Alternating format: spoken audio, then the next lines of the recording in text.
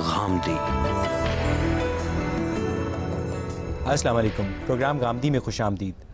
नाज़रीन, यूनान में एथेंस और स्पार्टा की शहरी रियासतों से शुरू होने वाला इंसानों का सियासी इर्तका सल्तनतों के दौर से होता हुआ एक जदीद कौमी रियासत की शक्ल में अक़वाम आलम की अक्सरियत में कबूलियत की सनद हासिल कर चुका है और इस जदीद कौमी रियासत में बसने वाले शहरियों में एक कौमी तशख़्ख़ुस ने फ़ितरी तौर पर जगह बनाई है। मगर मसला ये है कि उस जदीद कौमी रियासत में बसने वाले मुख्तलिफ़ मज़ाहिब के लोग बिलखसूस और पूरी दुनिया की जदीद कौमी रियासतों में बसने वाले मुख्तलिफ़ मज़ाहिब के लोग बिलअमूम अपनी कौमी शनाख्त को अपनी मजहबी शनाख्त से मुतसादिम पाते हैं, क्योंकि एक जदीद कौमी रियासत मजहब को अपनी बुनियाद तस्लीम नहीं करती। आज हम अपने शुरका और मोहतरम जावेद अहमद गामदी की बाहमी गुफ्तगू के ज़रिए इस सवाल का जवाब ढूंढने की कोशिश करेंगे कि क्या कौमी तशख़्ख़ुस मजहबी तशख़्ख़ुस से मुतसादिम है या मजहबी तशख़्ख़ुस कौमी तशख़्ख़ुस से कवी है, और फिर ये भी देखेंगे कि इक़्तिसादी मफादात के ज़ेरे असर कौमी तशख़्ख़ुस मजहबी तशख़्ख़ुस को फ़र्द का ज़ाती मामला करार देकर मजहब के नज़्म इज्तमाई को ज़िक पहुँचा रहा है या नहीं। यही बहस हमारे आज के इस प्रोग्राम का मौज़ूअ गुफ्तगू है। गांधी साहब, इराक़, स्पेन और फिर शाम, इन ममालिक में मुसलमानों की अलहदा खिलाफतों से लेकर बांग्लादेश का क़याम क्या इस बात की दलील है कि कौमी तशख़्ख़ुस मजहबी तशख़्ख़ुस से एक ताकतवर फैक्टर है? हमेशा से ताकतवर रहा है। कौमें रंग की बुनियाद पर बनती है, नस्ल की बुनियाद पर बनती है, तहज़ीबी रवायात की बुनियाद पर बनती हैं। फिर उसके बाद लोग किसी मज़हब को इख्तियार करते हैं तो वो भी उनके लिए उनकी शनाख्त का ज़रिया बनता है, लेकिन बिलअमूम बाकी मफादात इस पर गलबा पा लेते हैं और ये कमज़ोर हो जाता है। चुनांचे वही चीज़ें जो इंसान आम तौर पर अपनी फ़ितरी ज़रूरतों के तहत और मफादात के तहत इख्तियार किए हुए होता है, वो उसके पूरे नज़्म पर अपनी हुकूमत कायम कर लेती है। तो गांधी साहब, इससे हम क्या ये अंदाज़ा लगा सकते हैं कि जो मुसलमानों का पैन इस्लामिसिज़म का जो तसव्वुर है, जैसा कि सल्तनत उस्मानिया की वफ़ात के वक्त सुल्तान अब्दुल हमीद सानी ने जिस नारे का ऐलान किया, लेकिन क्या ये अमली तौर पर यूटोपिया है? मेरा ख्याल ये है कि इस वक्त तो यही सूरत हो चुकी है। आप इसकी ख्वाहिश कर सकते हैं, इसकी तमन्ना कर सकते हैं, लेकिन ये रूबा अमल हो जाए। पुराने ज़माने में फतूहात इसका ज़रिया बन जाती थी, यानी किसी उलुल अज़्म फ़ातह ने बहुत बड़ा इलाका फ़तह कर लिया, जैसे चंगेज़ खान की औलाद ने कर लिया था। उन्होंने बगदाद की सल्तनत की ईंट से ईंट बजा दी। मुसलमानों की जो खिलाफत पहले से अब्बासियों की खिलाफत की सूरत में कायम थी, उसका ख़ात्मा कर दिया। उसके बाद उन्होंने अपनी हुकूमत कायम कर ली। चूँकि वो हुकूमत फतूहात के ज़रिए से कायम हुई थी और फतूहात ही की बुनियाद पर उसको कायम रखा जाता था, इस वजह से एक बड़ी सल्तनत कायम हो गई। लेकिन उस सल्तनत के ज़माने में भी छोटी छोटी रियासतें अतराफ़ में मौजूद थीं। फिर आप जानते हैं कि उनके अंदर भी तकसीम दर तकसीम का अमल हुआ। ख्वारज़मशाही सल्तनत वजूद में आ गई, सल्जूकी सल्तनत वजूद में आ गई, मुग़लों की रियासत वजूद में आई। उस वक्त भी सल्तनत उस्मानिया कायम थी। सफ़वी हुकूमत ईरान में कायम हुई, उस वक्त भी सल्तनत उस्मानिया। बात यह है कि नज़रियाती तौर पर जो इस्लाम है वो मसावात का दर्स देता है, जिसमें किसी अरबी, अजमी, काले और गोरे को एक दूसरे पर सवाए तकवा के कोई फजीलत हासिल नहीं। मगर अमली तौर पर सूरत हाल बिल्कुल इसके मुताबिक नहीं है। तबरी और हशाम जैसे मौरखीन के मुताबिक ज़मामे इक़्तिदार कुरैश के सुपुर्द करने की हिदायत पर अंसार ने कोई इतनी ख़ास करम जोशी का मुज़ाहरा नहीं किया, और यही वो कबायली तशख़्ख़ुस है जो बाद में मजहबी तशख़्ख़ुस की बुनियाद बनता है। तो हम सब क्या उस वक़्त भी जो उनका कबायली और कौमी तशख़्ख़ुस था मजहबी तशख़्ख़ुस पे हावी था कि कुरैश को इक़्तिदार सुपुर्द करने की हिदायत की गई? देखिए, इक़्तिदार तो उसके सुपुर्द किया जाएगा जिसको लोगों की असबियत हासिल होगी। वो कभी कबायली बुनियाद पर हासिल होती है, कभी पार्टी की बुनियाद पर हासिल होती है, कभी शख्सियात की बुनियाद पर हासिल होती है। हमारे मुल्क में भी यही है। क्योंकि वो एक कबायली माशरा था तो उसमें कुरैश को पहले से सियादत व क़यादत हासिल थी।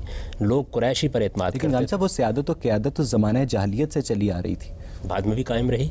उसकी वजह यह है कि अंसार को अगर कोई अक्सरियत हासिल थी तो सिर्फ मदीने में हासिल थी। कुरैश की सियादत पूरे जज़ीरा-ए-नूमा अरब पर कायम थी। रिसालत में आप सल्लल्लाहु अलैहि वसल्लम की सल्तनत जब तक मदीने तक महदूद रही, ज़्यादातर फ़ैसलों पर अंसार असरअंदाज होते रहे। तो बिल्कुल जमहूरी उसूल है। साहब, ये भी तो तजवीज़ पेश की गई थी ना कि एक जो खलीफा है वो अंसार से हो और एक जो खलीफा है वो मुहाजिरीन में से हो। ये बिल्कुल नाकाबिल अमल बात है। दुनिया में सियासी नज़म कभी दो आदमियों के ज़रिए से नहीं चलाया जा सकता। इस वक्त भी आप देखें कि सैकड़ों की तादाद में रियासतें कायम हैं। कहीं दुनिया ये तजुर्बा कर रही है कि दो लोग मिलकर उसको चला रहे हों। आप किसी एक ही शख्स को मंतखब करते हैं। बहुत से ममालिक हैं जिसमें बहुत सी कौमें आबाद हैं। मिसाल के तौर पर हिंदुस्तानी को देख लें, अमेरिकाई को देख लें। बेशुमार अक़वाम आबाद होती हैं। तारीख़ी तौर पर यह भी देखते हैं कि जो अंबिया की अक्सरियत थी वो नस्ल इब्राहीमी से ताल्लुक़ रखती थी, तो गामदी साहब क्यों एक ख़ास नस्ल से ताल्लुक़ रखने की बुनियाद पर खुदा अंबिया का इंतखाब करता है और यही नस्ली तफाखुर बाद में कबायली और कौमी तफाखुर में तब्दील होता है और फिर जो मजहबी शनाख्त है उसको अंडरमाइन करता है? इसके दो दौर हैं। एक पहला दौर वो है जिसमें हर कौम के अंदर एक पैगंबर की बेइज्जत की गई। कुरान ने इसको बयान किया है और ये बताया है कि हर कौम को हमने एक पैगंबर के ज़रिए से हिदायत दी। उसके बाद सैयदना इब्राहीम अलैहिस्सलाम की नस्ल को और उनकी पूरी ज़ुर्रियत को मुंतखब कर लिया गया ताकि वह ख़ास इलाके में आबाद हों, जो अल्लाह की हिदायत है उसका नमूना लोगों के सामने पेश करें और इस तरह पूरी मुतमद्दन दुनिया तक ये बात पहुंच सके। तो ये दूसरा दौर है और ये आज से 4000 साल पहले शुरू हुआ। दुनिया तो बहुत पहले से शुरू हो चुकी है। तो अंबिया अलैहिमुस्सलाम का सिलसिला इससे पहले तमाम कौमों के अंदर इसी तरीके से जारी रहा। कुरान ने इसको बयान किया है कि हमने हर कौम में एक रसूल भेजा, फ़ैज़ा जा रसूलहुम क़ुज़िया बैनहुम बिलक़िस्त, और हर कौम के हक़ में खुदा का फैसला। कौमों की तादाद तो बेशुमार है और हमें किताब मुक़द्दस में सिर्फ 27 और 28 पैगंबरों का जिक्र मिलता है। नहीं, किताब मुक़द्दस तो में बनी इसराइल के अंदर जब नबूवत ख़ास कर दी गई है तो उसका जिक्र करती है, वो उससे पहले का जिक्र नहीं करती। हमसे यहाँ बात कुछ गुंजलक हो रही है। असल में बात ये, एक तरफ जो फजीलत का मेयार है वो तकवा है जिसमें किसी काले गोरे अरबी अजमी को एक दूसरे पर बरतरी हासिल नहीं, और दूसरी तरफ जो नबूवत का मेयार है वो एक ख़ास नस्ल से मंसूब होना करार दिया जा रहा है। हमसे ये यूँ नहीं है कि आप नबूवत के मनसब को हासिल करते हैं। नबूवत का मनसब तो खुदा अपने इंतखाब से देता है। खुदा भी तो इवन डिस्ट्रीब्यूशन कर सकता था ना अंबिया की मुख्तलिफ नस्लों में, उसके नतीजे में बड़ा फसाद पैदा हो जाता। सैयदना इब्राहीम अलैहिस्सलाम की नस्ल को मुंतखब करके उनको नमूना बनाया गया ताकि वो एक पूरी की पूरी कौम दीन की अलंबरदार बन के खड़ी हो, दीन के कानून और दीन की शरीयत को अपने हरूबा अमल करे। ये बड़ा ही हकीमाना तरीका है कि एक कौम को आपने एक ज़िम्मेदारी दे दी, बैसियत मजमूई गोया पूरी कौम नबूवत के लिए मुंतखब कर ली गई। इसको कुरान ने बयान किया है, इन्नल्लाह हस्तफ़ा आदम व नूहन व आला इब्राहीम व आला इमरान अलल आलमीन। यानी दुनिया का एक ज़माना वो था जिसमें आदम और नूह का इंतखाब किया गया और एक ज़माना वो आया जिसमें पूरी आले इब्राहीम, ज़ुर्रियत इब्राहीम या औलाद इब्राहीम मुंतखब कर ली गई। उनको ये मनसब दिया गया मेरिट पर।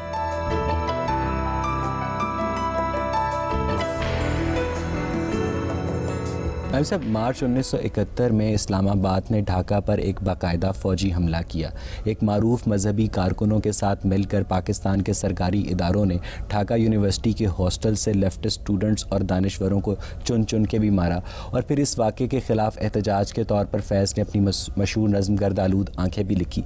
तो हम सब, क्या ये वाक़या इस बात की दलील है कि वाकई जो कौमी शनाख्त है वो मजहबी शनाख्त को कभी ऊपर नहीं आने देती? ऐसा होता है। देखिए, बात यह है कि इंसान के अंदर जो चीज़ें भी मौजूद हैं वो खा उसकी जबिली तकाज़े हैं, खा उसके मफादात हैं, खा उसकी ख्वाहिशात हैं, उन चीज़ों को वो रूब अमल करता है। और आम तौर पर मज़हब चूँकि एक अखलाकी तालीम दे रहा होता है, वो आपको इन चीज़ों से बुलंद करना चाहता है। वो ये कहता है कि आप आफाकी कदरों पर ईमान लाएँ, आप आला अखलाकी उसूलों को अपने पेश नज़र रखें, तो बिलअमूम इनके दरमियान तसादुम हो जाता है।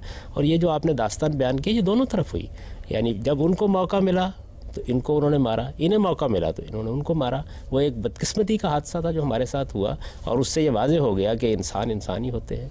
उनकी जैसी कुछ भी आप तरबियत कर ले, बहरहाल उनके अंदर एक शैतान होता है जो इस तरह के मौक़ों के ऊपर नमूदार होता है। सब ये भी कहा जाता है कि जो मज़हब है वो नेशनलिज़म की ज़िद है और जो नेशनलिज़म है वो सोशलिज़म की ज़िद है। इसलिए मंतकी तौर पर मज़हब और सोशलिज़म को एक दूसरे के साथ खड़ा होना चाहिए। लेकिन मसला ये है कि मज़हब और सोशलिज़म भी एक दूसरे की नफ़ी करते हुए दिखाई देते हैं। तो गामदी साहब, क्या हम कह सकते हैं कि सोशलिज़म के ख़िलाफ़ कशमकश में नेशनलिज़म मज़हब को एक बतौर टूल इस्तेमाल कर रहा है? देखिए जी, बात यह है कि नेशनलिज़म हो या सोशलिज़म हो, इस्लाम या मज़हब की अगर आप बात करते हैं तो वो हक़ व बातिल के दरमियान फ़ैसला करेगा, वो कौमियत की नफ़ी नहीं करता। ये बात ही गलत है कि इस्लाम ये चाहता है कि इस्लाम को कौमियत की बुनियाद बनाया जाए। इस्लाम ने अपने बारे में जो बात कही है वो कुरान मजीद ने बयान कर दी, इन्नमल मोमिनूना इख्वा, मुसलमान आपस में भाई भाई हैं। बरादराना ताल्लुक़ आपका मराकश के साथ भी है, सऊदी अरब के साथ भी है, ईरान के साथ भी है।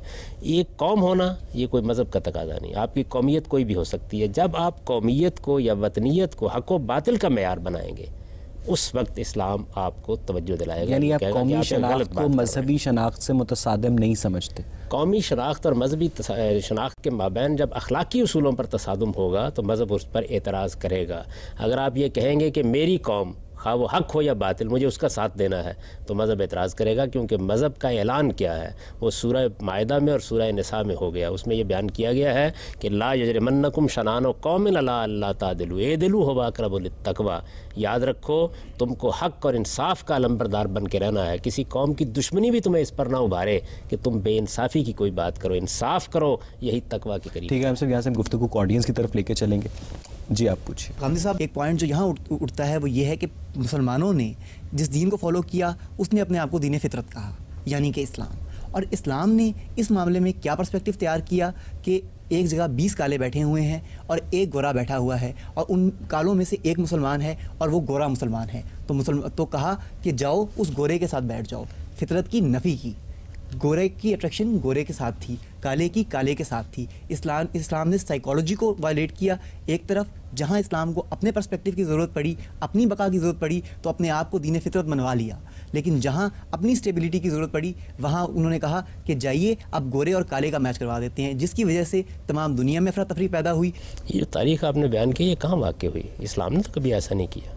उसने तो काले और गोरे के तमाम इम्तियाज़ात ख़त्म कर दिए और एक उसूल को इम्तियाज़ की बुनियाद बनाए, वो तकवा है।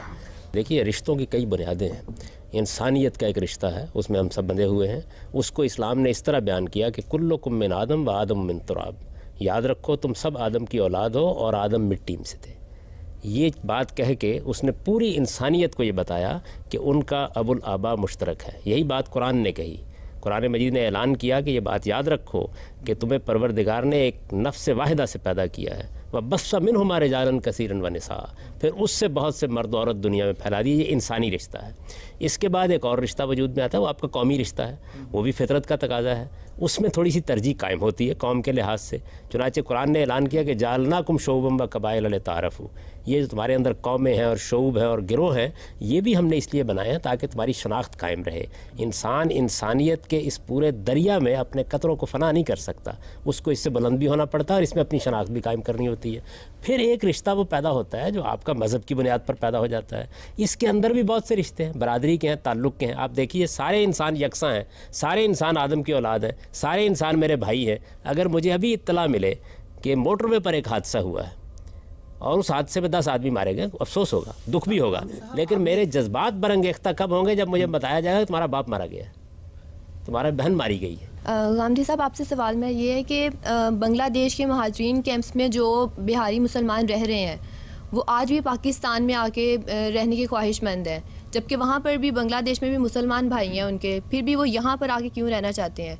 क्या ये चीज़ जो है ये कौमी तशख़्ख़ुस के जो है वो मजहबी तशख़्ख़ुस से ज़्यादा ताकतवर होने की कासी नहीं करती? उनके फितरी जज्बात हैं, वो यहाँ आना चाहते हैं, हमें उनका इस्तकबाल करना चाहिए था। मेरे ख्याल में हमने इस मामले में मुजरमाना गफलत का सबूत दिया है।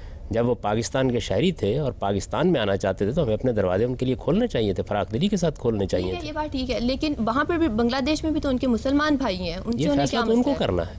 अब वो फैसला कर रहे हैं, मजबूरी की वजह से ये फैसला उन्होंने किया है। देखिए, किसी आदमी ने कहाँ रहना है इसका फ़ैसला करने के लिए महज मजहबी बुनियाद काफ़ी नहीं होती। हो सकता है कश्मीरियों में रहते हुए ज़्यादा अपने लिए सहूलत महसूस करे। मुमकिन है मैं अपने हम ज़ुबान लोगों के अंदर रहते हुए अपने लिए ज़्यादा सहूलत महसूस करूं। तो ज़ुबान की बुनियाद पर, नस्ल की बुनियाद पर, रंग की बुनियाद पर, आपके कल्चर की बुनियाद पर आप एक कुर्बत महसूस करते हैं। हम पंजाब के लोग सिंधी तहज़ीब से थोड़ी सी मुगारत महसूस करते हैं, सिंधी तहज़ीब हमसे थोड़ी सी मुगारत महसूस करती है। तो ये बड़ी फितरी चीज़ है। इसको दूर करने का तरीका ये नहीं होता कि आप लट लेके किसी के पीछे पड़ जाएँ। इसके लिए फितरी ज़राए होते हैं। लोग मिलते हैं, आपस में एक दूसरे से ताल्लुक़ कायम करते हैं, ज़ुबान का इश्तराक हो जाता है, तहज़ीबी रवायात का इश्तराक हो जाता है, फिर उनके माबैन एक तरह की इत्तेहाद और वहदत की सूरत भी पैदा हो जाती है। तो ये चीज़ें बड़ी फितरी तरीके से, इस्लाम इनमें से किसी चीज़ पे पाबंदी नहीं लगाता। उसने कभी नहीं कहा कि इस्लाम में कौमियत की बुनियाद इस्लाम है। उसने कहा नहीं, सब कौमें हो सकती हैं, बरादरियाँ हो सकती हैं, शोबो कबाइल हो सकते हैं, मुसलमान कहीं भी हों वो हैं आपस में भाई भाई। तो बरादरी का ताल्लुक़ कायम किया, कौमियत का नहीं, अखुवत का ताल्लुक़ कायम किया। ये फ़र्क बड़ी अच्छी तरह समझ लेना चाहिए। मराकश के लोग अगर अपनी हुकूमत अलग कायम करना चाहते हैं तो ये इस्लाम की रूह से ममनू नहीं है। बांग्लादेश के लोग अपनी हुकूमत अलग कायम करना चाहते हैं तो ये कोई नाजायज़ चीज़ नहीं है। अलबत्ता हमारे और उनके दरमियान बरादराना ताल्लुक़ होना चाहिए, हमें उन्हें भाई समझना चाहिए। और ये बरादराना ताल्लुक़ जिस तरह बाकी चीज़ों की बुनियाद पर हो सकता है, मज़हब की बुनियाद पर भी हो सकता है।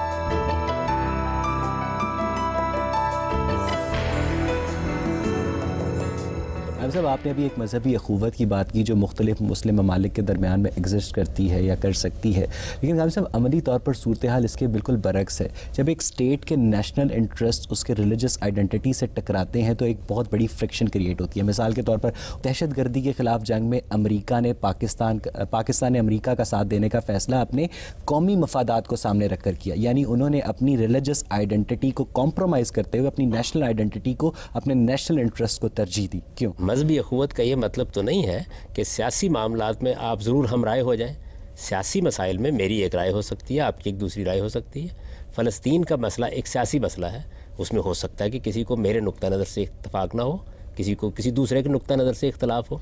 तो आप इस तरह के इख्तलाफात को मज़हब के हवाले से क्यों ज़ेर बहस लाते हैं? इसका मतलब तो ये है कि आप ये कहना चाहते हैं कि मुसलमान को हर हाल में मुसलमान का साथ देना चाहिए, खा वो आपके नज़दीक गलती जगह पर क्यों ना खड़ा हो। European countries including European countries and the Britain and US, ठीक है, they do provide the nationalities to the non-Muslims and even the Muslims. They do think that Pakistani nationals are among the notorious one. Even then, अगर आप उनके requirements सारी fulfill करते हैं, they do give you nationality. On the other hand, if a Muslim keep on working in any Arab country or UAE or any else, but they don't bother even to give him the nationality of their own country. So what do you think? ये हमारी solidarity and uniformity को affect नहीं करता? ठीक, इस पर जितना दुख आपको होता है उतना ही दुख मुझे भी होता है। काश ऐसा ना होता, मुसलमान ममालिक के दरमियान ऐसा अखुवत का रिश्ता होता कि कोई मुसलमान यहाँ से उठता और जिस मुल्क में चाहे आबाद हो जाता। हमारे वसाइल मुश्तरक होते, हम अपने दुश्मनों को मुश्तरक तौर पर देखते, हम अपनी मुदाफ़त मुश्तरक तौर पर करते। लेकिन ये सब ख्वाब हैं, ये बड़ी अच्छी ख्वाहिशें हैं, बदकिस्मती से पूरी नहीं हो रही, और इस चीज़ के ऊपर हम शर्मिंदा भी हैं। उसका नतीजा ये है कि ज़वाल आशना भी हैं, और उसका नतीजा ये है कि इस वक्त दुनिया में महकूमियत की ज़िंदगी बसर कर रहे हैं। ये सब कुछ असल में इसी चीज़ का नतीजा है। you know like teach us कि हमें इस चीज़ के बारे में क्या इनिशिएटिव लेना चाहिए, हमें क्योंकि it's the international issue and among the basic ones. अंदर भी आला अक़दार को नशोनुमा देना चाहिए। हमें मुसलमानों को भी ये कहना चाहिए। मैंने तो आपसे अर्ज़ किया कि जब तक हमारे यहाँ सच्चे जमहूरी माशरे कायम नहीं होते उस वक्त तक ये सारी चीज़ें ऐसे ही रहेंगी।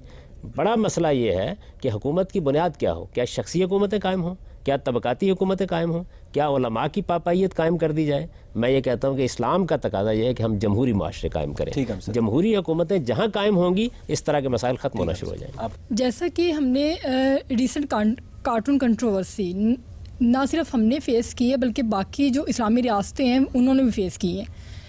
तो मेरा ये हमारा एक रिलीजन इंटरेस्ट को शो करता है, हमारा एग्रेसिव एटीट्यूड। लेकिन अगर दूसरी तरफ इस दुनिया में एग्जिस्ट करने के लिए ये एटीट्यूड हमारा हमें ज़ेब नहीं देगा, तो इस सिलसिले में हमें क्या करना चाहिए? इस मामले में भी हमें अपने लोगों की तरबियत करनी चाहिए। उन्हें बताना चाहिए कि दुनिया में ऐसे हालात पेश आ जाएं तो आपको जारहियत नहीं इख्तियार करनी, आपको इस्तदलाल का तरीका इख्तियार करना है। सब्र और इस्तकामत के साथ अपने मौके पर कायम रहना है, दूसरों की गलती वाज़े करनी है, यहाँ तक कि पूरी दुनिया का ज़मीर आपके साथ खड़ा हो। मैं तो हमेशा मुसलमानों को कहता हूँ कि वो ये रवैया इख्तियार करके अपने दीन को नुकसान पहुँचाते हैं, अपनी कौम को भी नुकसान पहुँचाते हैं।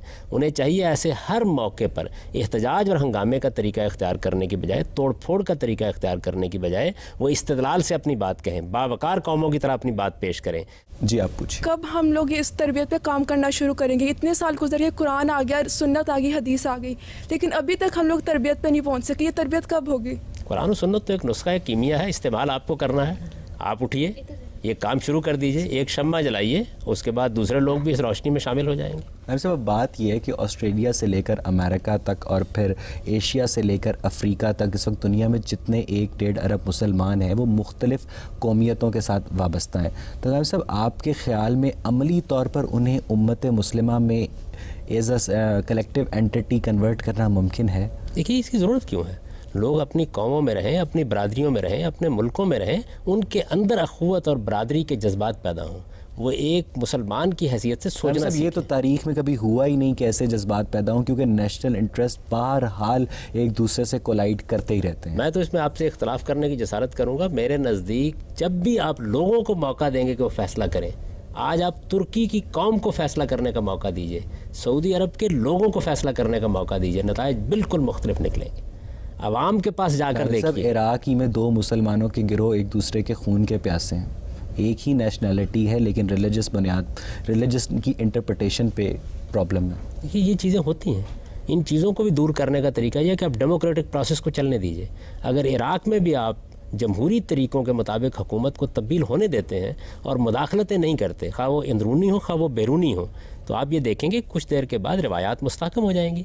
हमारे साथ तो अलमिया ये है कि चूँकि हम महकूम हो चुके हैं, ना हमारे अंदर से वो लोग हैं कि जो जमहूरी निज़ाम को चलने दें, ना बाहर की कौमें जमहूरी निज़ाम को चलने देती हैं। हम भी सब ने देखा कि सऊदी अरब में और ईरान में जो यहूदी और ईसाई हैं उन्हें अपनी मजहबी आज़ादी हासिल नहीं है, उन्हें सज़ा दी जाती है सलीब की नुमाइश पे और इस पे। और इसके बाद मिस्र में भी हमने देखा कि मिशनरी जो है उनसे नारवा सलूक किया जाता है। तो आपके ख्याल में अगर एक कौम में इस तरह का सलूक किया जाए एक कम्यूनिटी से, तो इस तरह हम अपने ही लोगों, वो कौम जो है अपने बाशिंदों से मुस्तफ़ीद होने से रह नहीं जाएगी, उनकी आला सलाहियतों को बरूए कार नहीं ला सकेगी। अगर किसी जगह ऐसा सलूक हुआ है तो गलत हुआ है। इस्लाम का नुक्ता नज़र तो इस मामले में ये है कि जब आप किसी गैर मुस्लिम अक़लियत के साथ मुआहदा कर लेते हैं और वो शहरियत में आपके साथ शरीक हो जाते हैं, तो इस मुआहदे को खुदा और खुदा के पैगंबर की हिफाजत हासिल हो जाती है। रिसालत में आप सल्लल्लाहु अलैहि वसल्लम ने फरमाया है कि ये मुआहदा जब तुम कर लेते हो किसी गैर मुस्लिम अक़लियत के साथ, अगर तुम इसकी खिलाफ वर्जी करोगे तो क़यामत के दिन उस कौम की तरफ से मैं इस्तग़ासा करूँगा तुम्हारे ख़िलाफ़। तो इस वजह से अगर ऐसा कहीं हुआ है तो ये इस्लाम के कवानीन की खिलाफ वर्जी में हुआ है। हमारे मुल्क में तो अल्लाह का शुक्र है कि इस तरह कभी नहीं हुआ। पिछले दिनों फाटा ऑपरेशन हुआ था, एक मुसलमान भाई ने एक मुसलमान भाई को मारा। किस लिए मारा? उनका दिल नहीं चाहता था लेकिन मारा। क्यों मारा? क्योंकि उनके ऊपर कहीं किसी और का दबाव था। ठीक है, अभी वही दबाव वो अच्छा बन गया। किस तरह कि हम आकर अफ़गानिस्तान से और इराक़ से ट्रूप्स हटाएंगे। सो इधर हम लोग हमारी क्या पहचान रहेगी कि हम लोगों ने किसी और का कहना मानकर अपने मुल्क के अपने भाई, इस्लामी भाई, मजहबी भाइयों को मारा, और ऊपर से किसी और ही के आने से, उसी नेक्स्ट पर्सन के आने से हमने उसकी बात मान ली। तो हम यहाँ क्या नेशनल ये बात है, इस वक्त हम महकूम हो चुके हैं। दुनिया पर कुछ और लोगों की हुकूमत है, दुनिया का इक़्तिदार हमसे छिन चुका है। महकूमी के आलम में आप आज़ादाना फ़ैसले नहीं कर सकते, तो अपने आप को अपने पाँव पर खड़ा करें, यहाँ तक कि आप अपने फ़ैसले ख़ुद कर सकें। और अपने पाँव पर खड़ा करने के लिए दो चीज़ों की ज़रूरत है। एक ये कि आप इक़्तिसादी लिहाज से दूसरों के मरहून मिन्नत ना रहें, आपको दूसरों के सामने कशकोर लेकर ना जाना पड़े। और दूसरे ये कि दुनिया इस वक्त इल्म के लिहाज से बहुत बरतरी के मुकाम पर जा चुकी है, आप भी इल्म के मैदान में उनके बराबर होने की कोशिश करें। कुदरत का कानून बेलाग है, जब तक दूसरे आप पर हुकूमत कर रहे हैं, मैं बहुत माजरत के साथ अर्ज़ करता हूँ, हमारे यहाँ सॉवरेनिटी और ख़ुद मुख्तारी की बहुत बातें होती हैं, ये दुनिया में कभी भी छोटी कौमों को हासिल नहीं होती। दुनिया में जब बड़ी सल्तनतें कायम होती हैं, सुपर पावर्स वजूद में आती हैं, तो ऐसे ही हुकूमत करती हैं। अगर दुनिया अखलाकी उसूलों की पाबंद हो जाती तो फिर अक़वाम मुत्तहिदा में वीटो का इख्तियार क्यों रखा जाता? दुनिया अखलाकी उसूलों की पाबंद नहीं है, वो ताकत की ज़ुबान में बात करती है। तो आप भी अपने अंदर ताकत पैदा कीजिए, ये इल्म की ताकत होगी, अपनी गुर्बत दूर कीजिए, ये इक़्तिसादी ताकत होगी, इसके बाद आप अपने फ़ैसले खुद नाफिज कर सकते हैं।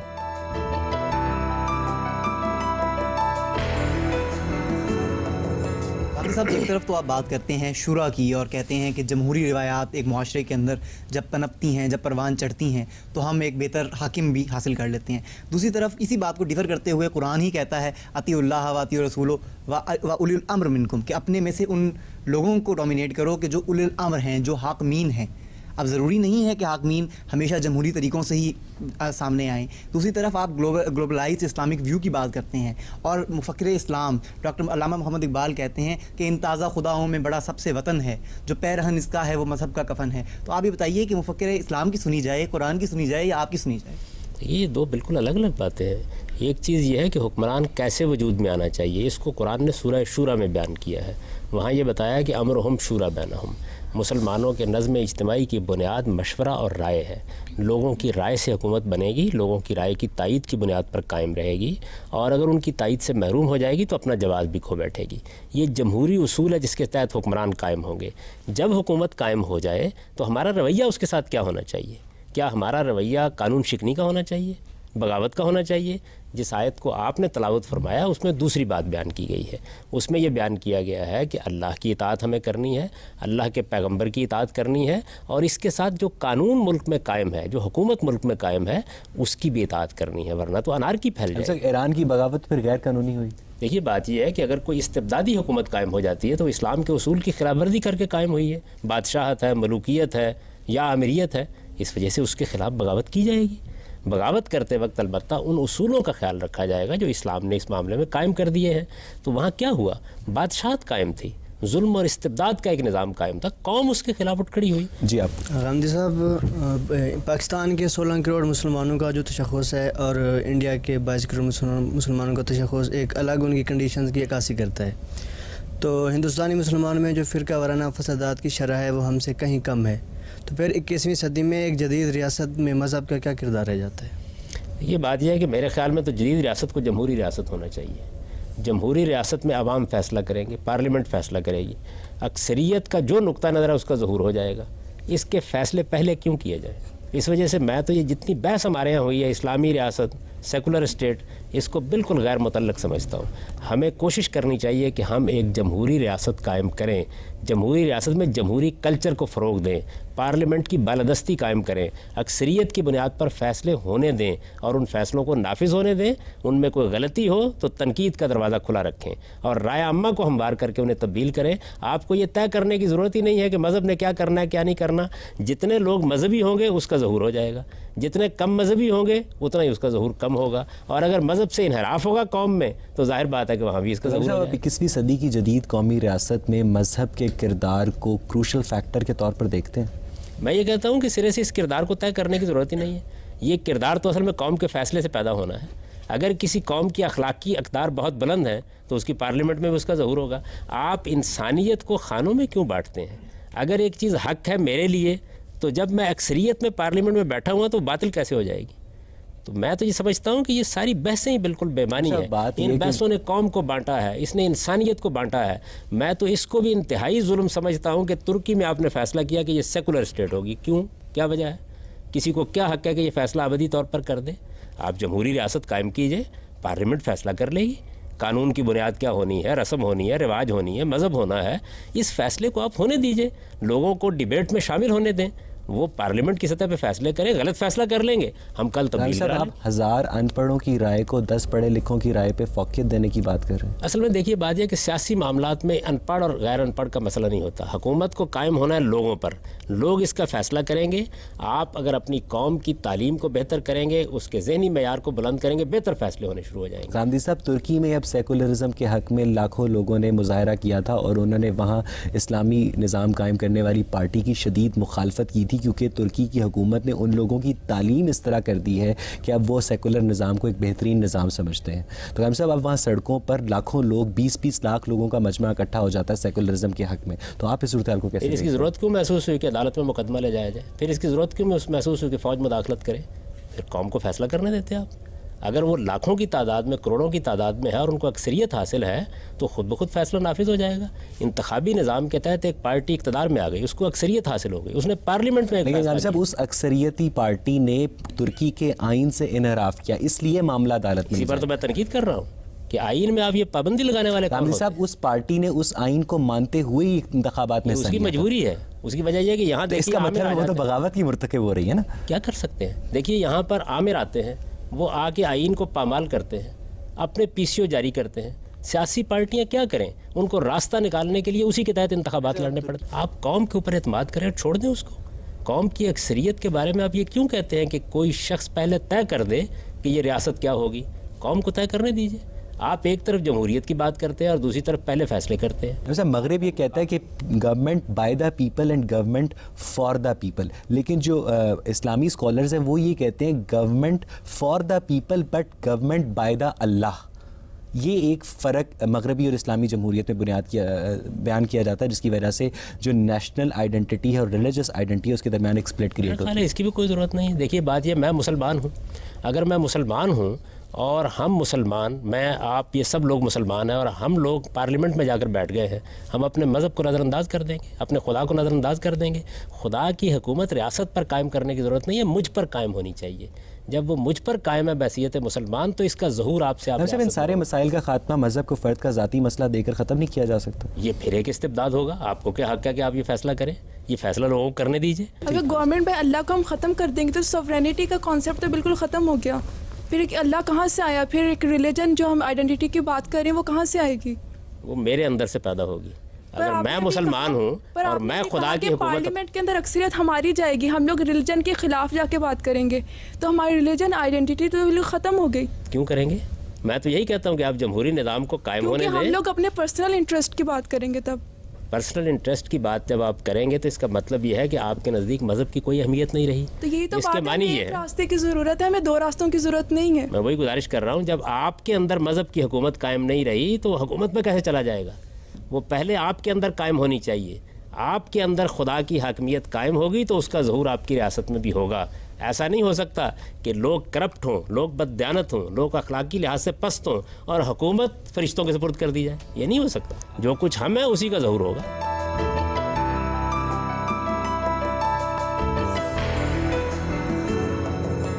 सर, अभी ये बात हुई थी भारत में मुसलमानों की तादाद की कि वहाँ पे 22 करोड़ मुसलमान हैं और यहाँ पर 16 करोड़ मुसलमान हैं। तो क्या ये तादाद इस चीज़ की नफ़ी नहीं करती कि इस्लाम के नाम पर जो रियासत कायम की गई वहाँ मुसलमानों की तादाद कम है और उन लोगों ने जो वहाँ पर बसने वाले हैं उन्होंने एक मजहबी रियासत को अपनाने की बजाय अपनी कौमियत को अपनाया और वो वहीं पर बसे? देखिए, बात यह है कि ये रियासत कैसे कायम हुई। ये इस तरह कायम हुई कि मुसलमानों की एक बड़ी तादाद एक इलाके में जमा हो चुकी थी। दुनिया में जमहूरी इनकलाब आ चुका था और कौमी रियासत का तस्वुर भी पैदा हो चुका था। यहाँ के मुसलमानों ने ये कोशिश की कि वो हिंदुओं के साथ और दूसरी अक़वाम के साथ किसी बावकार मुआहदे पे पहुँच जाए। ये कोशिश आखिरी दम तक जारी रही। कायद-ए-आज़म मोहम्मद अली जिन्ना ने कोशिश की, उनसे पहले मुसलमान लीडरों ने कोशिश की। आप जानते हैं कि क़याम पाकिस्तान से बहुत थोड़ा पहले कैबिनेट मिशन प्लान को मान लिया गया था। हिंदुस्तान को मुत्ताहिद रखने पे तैयार हो गए थे कायद आज़म, लेकिन बदकिस्मती से दूसरी जानिब से अच्छा रवैया इख्तियार नहीं किया गया। उसका नतीजा ये हुआ कि जिन इलाकों में मुसलमानों की अक्सरियत थी वहाँ उन्होंने अपनी हुकूमत बना ली। इसका ताल्लुक तो इससे है कि क्या आपके पास एक ख़ित्ता मौजूद है। वो जो 22 करोड़ मुसलमान इस वक्त हिंदुस्तान में हैं वो किसी ख़ास खित्ते में नहीं बसते, वो पूरे हिंदुस्तान में बिखरे हुए हैं। लिहाजा वो उस कौम का हिस्सा बन के रह रहे हैं। ये कोई इस्लाम के ख़िलाफ़ नहीं है। हमने ये महसूस किया कि हमारे पास एक इलाका भी है, एक जगह भी है, हमारे मामलात नहीं तय हो रहे, हमने अपना अलग मुल्क बना लिया। ये इतनी फितरी बात है कि आप देखें कि मशरक़ी पाकिस्तान को तोड़ दिया गया और हिंदुस्तान की फ़ौजें वहाँ दाखिल हो गईं। इसके बावजूद क्या हिंदुस्तान ने उस इलाके को अपना हिस्सा बना लिया? वो बांग्लादेश की सूरत में एक अलग मुल्क के तौर पर मौजूद है। तो जहाँ जहाँ भी इस तरह की अक्सरियत लोगों की होगी, किसी एक मज़हब के हवाले से, कौम के हवाले से, नस्ल के हवाले से, रंग के हवाले से, वो अपने तशख़्ख़ुस पर इसरार कर सकते हैं। ये कोई ममनू चीज़ नहीं है। अपनी हुकूमत भी बना सकते हैं। और जिन लोगों को ये हैसियत हासिल नहीं है, जैसे हिंदुस्तान के 22 करोड़ मुसलमान हैं, वो इस तरह का अहमकाना मुतालबा करेंगे भी नहीं। वहाँ एक कौमी हैसियत से रहेंगे, अपने मज़हब पर अमल करेंगे। वहाँ अगर उनके मज़हब में कोई रुकावट डाली जाती है तो फिर जाहिर है कि ये एक जुल्म होगा, एक परसिक्यूशन होगी। इसके खिलाफ मैं भी एहतजाज करूँगा, आप भी करें। वैसे अगर एक हिंदुस्तानी फ़ौज का मुसलमान सिपाही जंग छिड़ने की सूरत में पाकिस्तानी फ़ौज के एक ईसाई सिपाही के ख़िलाफ़ लड़ता हुआ मारा जाता है तो क्या वो शहीद है? इस्लाम में जंग सिर्फ जुल्म के ख़िलाफ़ होती है। मेरे नज़दीक जो सही बात है वो ये है कि जब मुझे किसी की जान लेने के लिए कहा जाएगा, जंग कोई मामूली खेल नहीं है, मुझे किसी की जान लेने के लिए कहा जाएगा तो मेरा मज़हब मुझे पाबंद करता है कि मेरा इत्मीनान होना चाहिए कि मैं जालिम के खिलाफ। लेकिन साहब वो हिंदुस्तानी जो मुसलमान है, जो हिंदुस्तानी फ़ौज का सिपाही है, वो इस बात की तनख्वाह पाता है कि जंग छिड़ने की सूरत में वो अपने मुल्क के लिए हथियार उठाएगा और इस सूरत में उसकी जो रिलीजियस आइडेंटिटी है, उसकी नेशनल आइडेंटिटी के साथ टकराव की सूरत पैदा कर रही है। जब उसके मुल्क के खिलाफ जालिमाना इकदाम होगा तब वो हथियार उठाएगा। तो अगर नहीं होता तो इसका मतलब है कि वो अपनी फ़ौज के कहने पर, अपनी फ़ौज के कहने पर हथियार ना उठाए। उसको उसमें सज़ा भुगत लेनी चाहिए। आप जानते हैं कि वियतनाम के मामले में ये हुआ। अमेरिका में मोहम्मद अली कल्ले ने सज़ा भुगती। जो लोग बाज़मीर होते हैं वो दूसरों की जान लेने के लिए इक़्तिसादी मफादात होते हैं, बाज़ दफ़ा ज़मीर की जो आवाज़ है उसके ऊपर गालिब आ जाते हैं। इन्हीं ख्वाहिशात, इन्हीं मफादात के ऊपर गलबा पाने के लिए तो अम्बिया अलैहिमुस्सलाम आए हैं। यही बताने के लिए आए हैं कि आपको अखलाकी उसूलों पर फैसले करने हैं। रावी साहब, अब बात यह है कि जो अरब हैं ज़माना जहालियत में अपने जो क्या कहते हैं अरबी जो होने का जो उनका एहसास था उस पर बड़ा फ़ख्र किया करते थे। इस्लाम जब आया तो थोड़े अरसे के लिए ये जो फैक्टर था ये सप्रेस हो गया, लेकिन उसके थोड़े अरसे के बाद ही जो अरब नेशनलिज़म है वो बहुत ज़्यादा राइज़ पर चला गया। आज भी अरब ममालिक में वतनी और गैर वतनी की तफरीक की जाती है और जो गैर वतनी उनको पासपोर्ट तक इशू नहीं किया जा सकता। तो गामी साहब, ये जो अरब का नेशनलिज्म है वो इस्लाम के होते हुए भी एक ताकतवर फैक्टर बनकर उभरा और इस्लाम उसको सप्रेस नहीं कर सका या इक्वेट नहीं कर सका। क्यों नहीं? इस्लाम सप्रेस करना भी नहीं चाहता। इस्लाम सिर्फ ये चाहता है कि वो हक़ व बातिल का मेयार न बने। अरब अपने अरब होने पर फ़ख्र करना चाहते हैं, करें। अगर कोई अफ़गानी अपने अफ़गानी होने पर फ़ख्र करना चाहता है करे, इस्लाम को इस पर कोई एतराज़ नहीं। जब वो इसको हक़ व बातिल का मेयार बनाएगा तो इस्लाम इस पर एतराज़ करेगा और इस्लाम अपना पैगाम भी पेश करेगा और एक और तशख़्ख़ुस आपको देगा, वो मुसलमान का तशख़्ख़ुस है।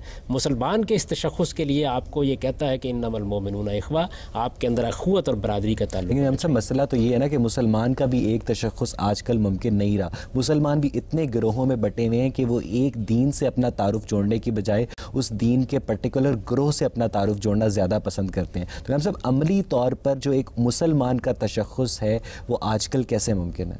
ये बात ये है कि ये जो फ़िरके हैं, ये गिरोह हैं या मकातब फ़िक्र हैं, ये भी फितरत का तकाज़ा है। इनमें भी ख़राबी कब पैदा होती है? जब ये हक़ व बातिल का मेयार बन जाते हैं। मैं जब एक गिरोह दूसरे गिरोह की गर्दन काटने पर तुला होता है। ये बदकिस्मती है, ये जाहिलियत है। इसी चीज़ को इस्लाम ख़त्म करने के लिए आया था। यही पैगाम था उसका कि अरब अपनी अरबियत से बुलंद हो जाए, लेकिन वो नहीं हो सके। अफ़गानियत से बुलंद, लेकिन वो नहीं हो सके। इस्लाम तो एक पैगाम ही दे सकता है, उसके पास कोई लट तो नहीं है। वो आपको कहेगा कि आप बददियानती छोड़ दें, लोग नहीं छोड़ते। वो ये कहेगा कि आप शूरा और जमहूरियत पर अपने मामलात चलाइए, लोगों ने मलूकियत कायम कर ली।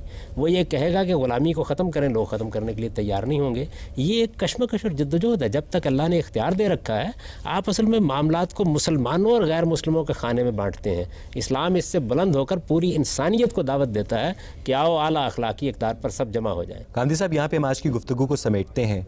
नाज़रीन, इंसान की शनाख्त को एक या दो अवामिल के ज़रिए तय करना इसलिए भी नामुमकिन है क्योंकि लसानी, इलाकाई, जिनसी, गरोही, नस्ली, मजहबी और मुल्की अवामिल मिलकर इंसान की मजमूई शनाख्त में अपना अपना हिस्सा डालते हैं। इन अवामिल के माबैन तवाज़ुन ना सिर्फ इंसान की शख्सियत में आइडेंटिटी स्प्लिट को रोकता है, बल्कि इंसानों के गिरोही रवैयों को आपस में बरसरे पेकार होने से भी बचाता है। आज हमने इन कई अवामिल में से सिर्फ मजहबी और कौमी रुझानात की आपस में कशमकश को इस्लामी तारीख़ और मौजूदा दुनिया के तनाजुर में समझने की कोशिश की और देखा कि मजहबी और कौमी अवामिल का अपने अपने दायरा कार से निकल कर दूसरे अवामिल को अंडरमाइन करने का रवैया तारीख़ में जिस इंतशार का बायस बना है, मुस्तकबिल में उससे बचाव की वाहिद सूरत इन अवामिल के माबैन एक तवाज़ुन कायम करके ही बन सकती है। इसके साथ ही अपने मेज़बान अवैस इकबाल और प्रोग्राम गामदी की पूरी टीम को इजाज़त दीजिए। खुदा हाफिज़।